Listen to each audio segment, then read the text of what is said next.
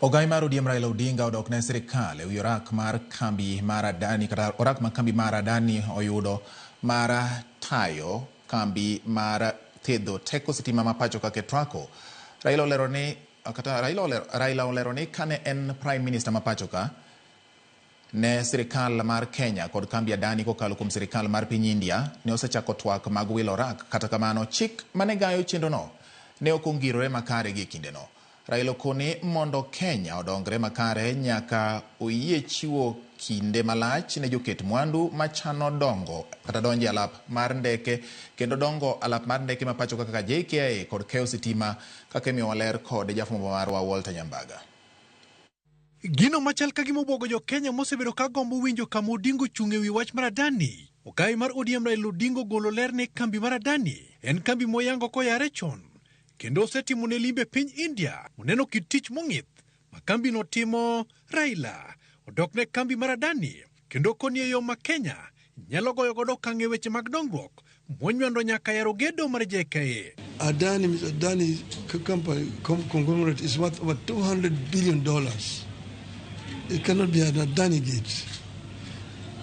Deal with the issues as they are. If some people have made mistakes, let them own up that they made some mistakes. But do not begin to condemn innocent companies. Telno masali laro kom kuku mari urok mar pinje mag Afrika AUC. Okoni Kenya ne kod jowuoth matiyo kod alap mar ndeke ma JKIA moingo milion 8.5 kendo dwaro nitiere mar gere e okang' manyasani e kaka alap mar ndeke mamoko.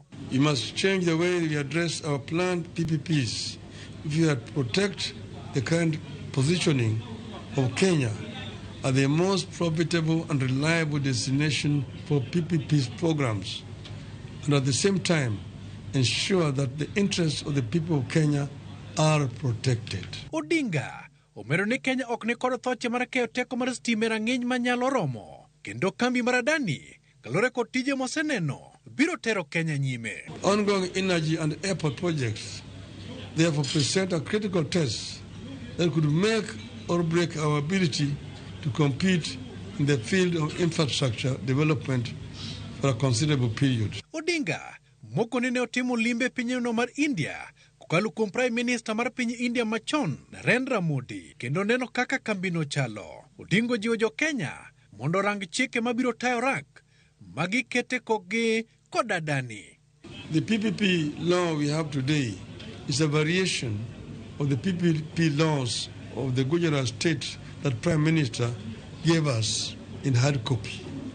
Unfortunately, we adulterated what we borrowed from India and then ended up with a law that is not fulfilling the needs of the country or the expectations of the people. Walter Nyambaga, Ramogi TV.